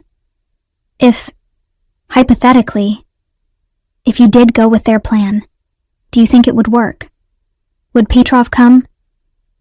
Dante looked at her sharply. We're not entertaining that, Natalie. She squeezed his hand. I'm just asking. Would he take the bait? Dante hesitated, then relented, because he could see she'd think on it regardless. Likely yes. That man is obsessed with not leaving loose ends or being bested. If he thought he had a shot at grabbing you, he'd make a move. His eyes flashed anger at the mere idea. But it's too dangerous. Even if we had a controlled setup, too much can go wrong. I nearly lost you once. I won't risk it again. Natalie's free hand rested on her belly. A maternal protectiveness warred with her desire to end this threat once and for all. Could she risk herself and by extension the baby? But she'd have Dante's forces protecting them during the trap, presumably. And if it succeeded, the baby's future would be secure. What if we made it safer? She found herself saying slowly. Like, double layers of protection, backup plans. I wouldn't be alone. I'd be guarded but visibly present to lure him. Dante was already shaking his head. Natalie, no. I understand your bravery. But no. She turned toward him, taking his face in her hands so he had to see her determination. I don't want to live in fear, Dante. I don't want our child to live in a fortress forever. If drawing Petrov out means this ends, maybe it's worth the risk. Her voice trembled on the last part, because God, the risk terrified her. but she remembered her own thought weeks ago. I will do whatever it takes to keep you safe, little one. This was an extension of that promise, facing danger now to ensure a safer tomorrow. Dante grasped her wrists gently, removing her hands from his face to kiss her palms one by one. You are the bravest woman I've ever met, he murmured, eyes glistening with emotion. And the most precious thing in the world to me. That's why I can't agree to this. I know you want to help end it. But if something went wrong... His voice broke slightly. I couldn't live. Neither could our baby, likely. It's not just about you. It's about them too. He placed a hand reverently on her abdomen. Natalie's resolve wavered at that. He was right. It wasn't just her life. It was their child's too. She felt tears slip down her cheeks, frustrated and scared and touched by how deeply he cared. She leaned into him, and he enveloped her in a protective embrace. We'll find another way, he whispered into her hair. I swear it. They stayed like that for a long time, comforted by each other's presence. Eventually he coaxed her back to bed, even though he himself wouldn't sleep. Just rest, my love, he urged as he tucked her in back in her room, Hallie softly snoring in the adjacent suite, oblivious to the drama. I'll be here when you wake. He kissed her forehead as she closed her eyes. Natalie did fall asleep again, exhausted by the emotional storm. In the morning, Dante was indeed there, but only briefly. Just long enough to assure her that plans were afoot and she shouldn't worry. Try to have a peaceful day with Hallie, he said over breakfast, brushing a kiss to her knuckles. You'll be safe here. I have to step out for a meeting, but Marco and 10 others will be on the grounds. She hated how formal he sounded, like he was already mentally in battle, but she mustered a smile and squeezed his hand. Be careful, she reminded, her brown eyes conveying everything she felt. Come back to me, he nodded, understanding. Always. That afternoon crawled by. Hallie could sense something was off and tried to lighten the mood with a silly board game and making ice cream sundaes in the kitchen. Natalie appreciated it but remained preoccupied, glancing at the clock, waiting for Dante to return. He didn't. Instead, near dusk, Marco found Natalie and Hallie sitting in the parlor and informed them Mr. Giordano was delayed and had recommended they have dinner without him. Natalie's heart sank. Delayed could mean many things. She attempted to eat the meal the staff prepared, but her appetite had fled. With Hallie's encouragement, she went upstairs to rest, feeling an unnameable dread creeping in as night fell, and still no word from Dante. Close to midnight, a sudden commotion downstairs jolted her from a half-sleep. Raised voices, the sound of doors slamming. Natalie threw on a robe and hurried out just as Hallie emerged from her room, looking frightened. Stay here, Marco's voice commanded at the base of the stairs. Natalie rushed to the railing. Marco, what's happened? She called, anxiety sharpening her tone. The man looked up, his normally stoic face betraying strain. There's been an incident, Ms. Thompson, he said carefully.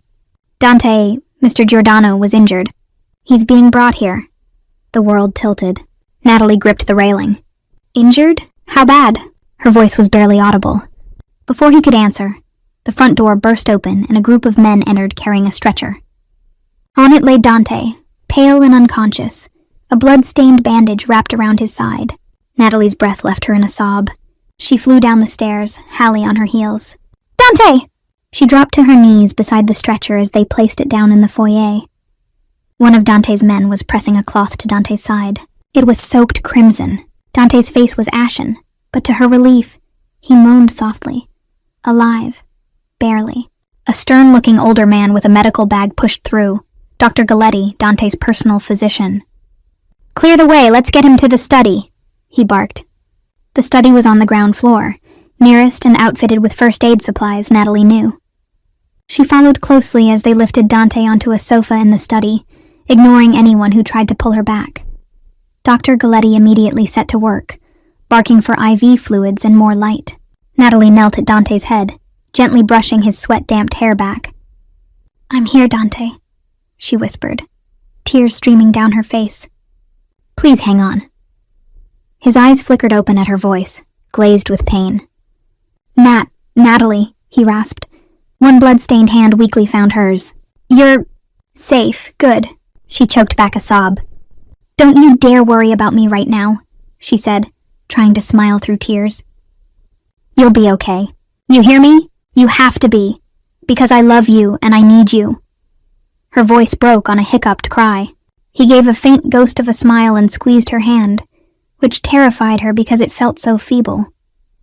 "Love, you," he managed before drifting off again with a grimace as the doctor began cleaning the wound. Natalie felt Hallie's comforting presence behind her, a hand rubbing her back. "He'll be okay, Nat. He's in good hands," Hallie said, though her voice trembled. Marco quietly explained what had happened. An ambush at a supposed meeting location, a trap by Petrov. There was a firefight, and Dante took a bullet to the side, but his men got him out, and Petrov, he escaped yet again. The despair of that news nearly crushed Natalie.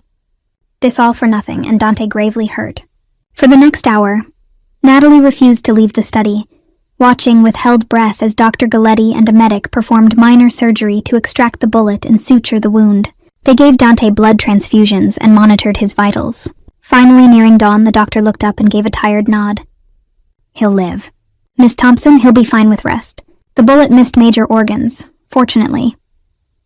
Natalie broke into relieved tears, covering her face briefly. When she regained composure, she found the doctor smiling kindly. "He kept mumbling your name whenever he was semi-conscious. You seem to have an effect on him. Good. Use that to keep him calm when he wakes." As they carefully moved Dante to a proper bed, a guest room on the ground floor to avoid stairs for now, Natalie was allowed to stay by his side. Hallie squeezed her shoulder and withdrew to give them privacy after confirming Natalie was okay. Natalie sat vigil at Dante's bedside, holding his hand through the morning as his anesthesia wore off. Exhaustion weighed on her, but she didn't close her eyes until she saw his flutter open around noon. He looked disoriented until he saw her. "Natalie," he croaked, trying to sit up with a wince.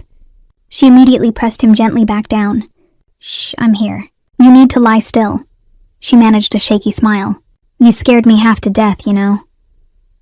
He exhaled, some tension leaving him at her presence. "Sorry," he whispered.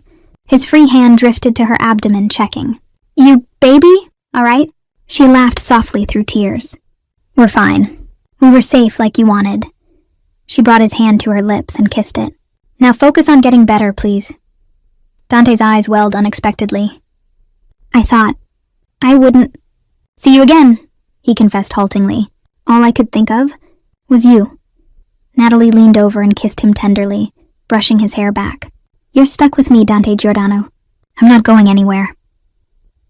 The days that followed were a slow recovery for Dante.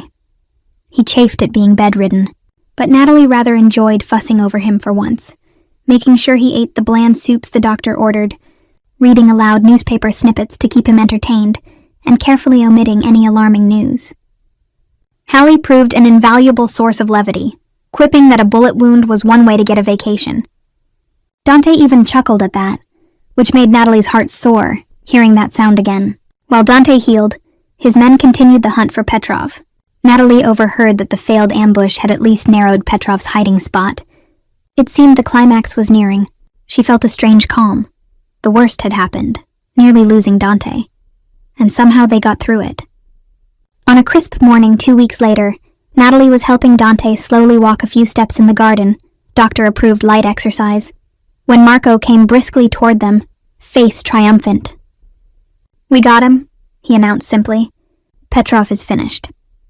Dante halted, gripping Natalie's arm for support as much from the news as the exertion. "Dead?" he asked. Marco nodded. "Cornered last night in Chicago. It's confirmed."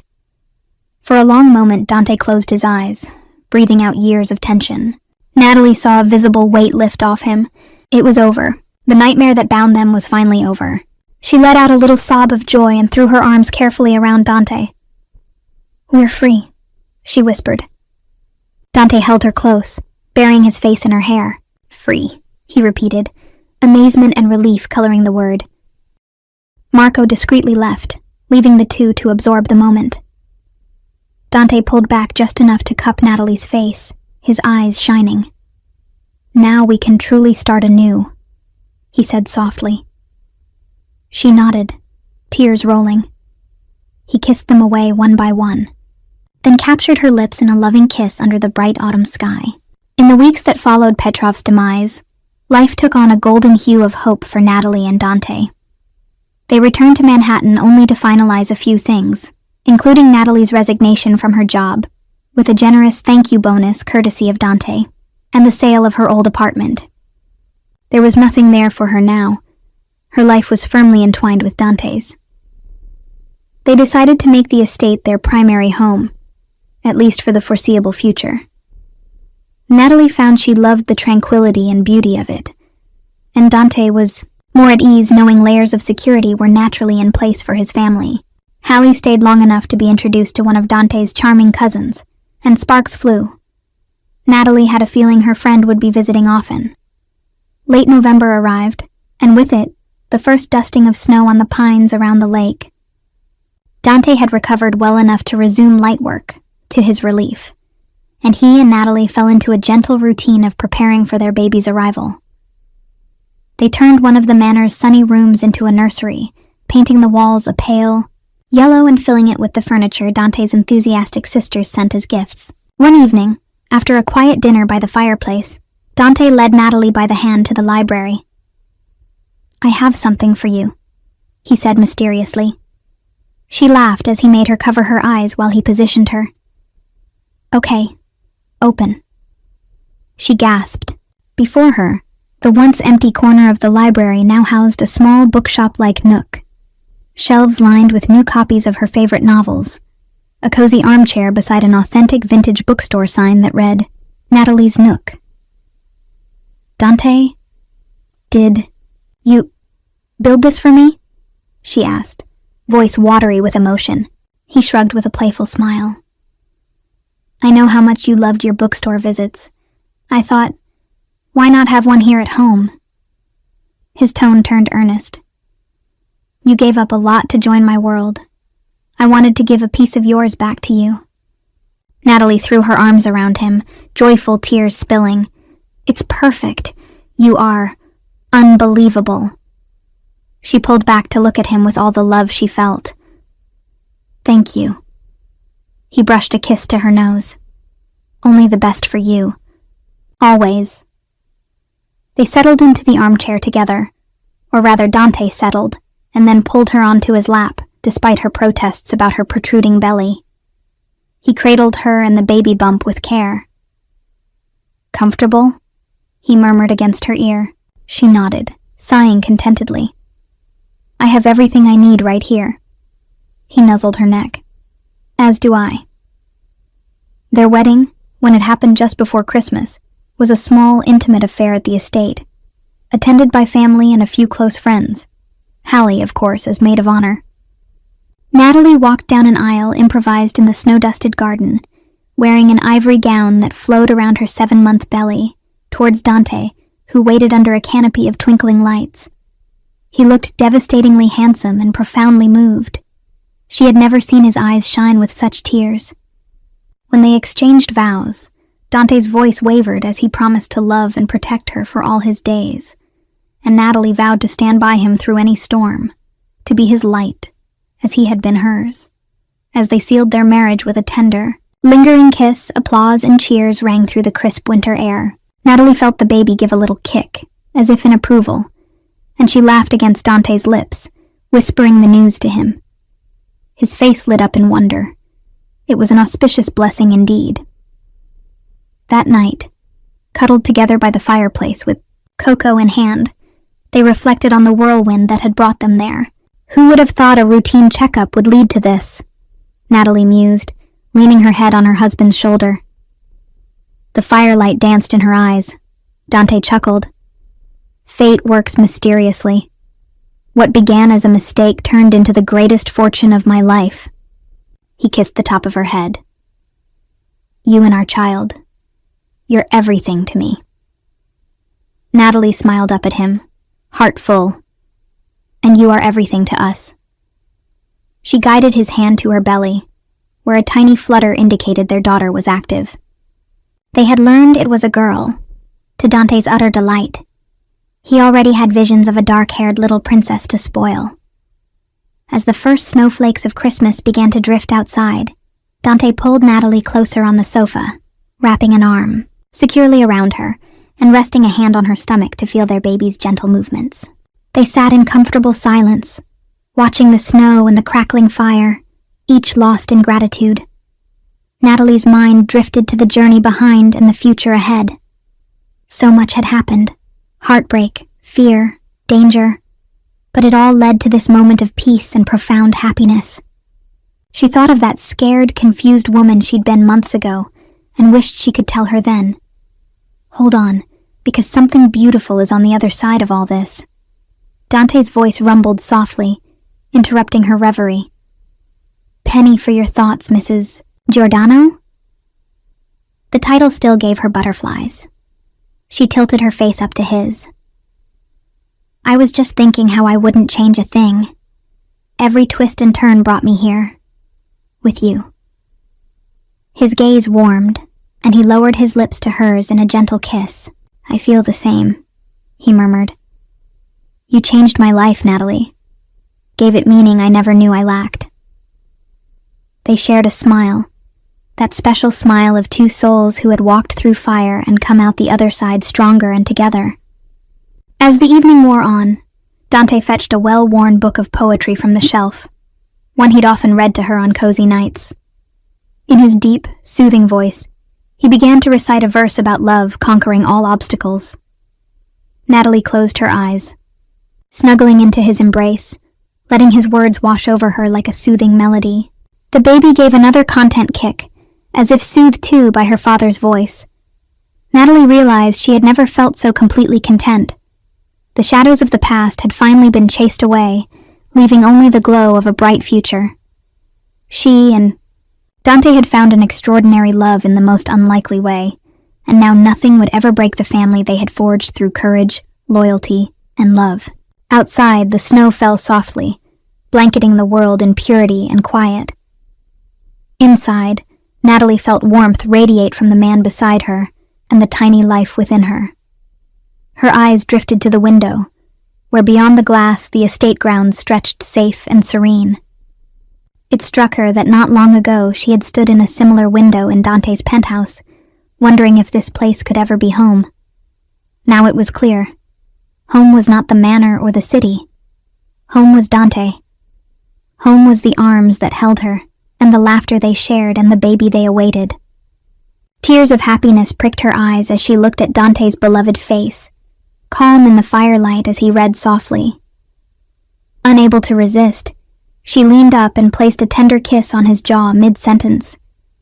He paused, smiling down at her quizzically. "What was that for?" he asked, brushing a thumb across her cheek. Natalie beamed, wiping away an errant tear. "For everything. For loving me. For this new life." She rested her hand over his heart. "I'm just so grateful, Dante." His eyes shone as he set the book aside and cradled her face between his palms. "No, my love. Thank you.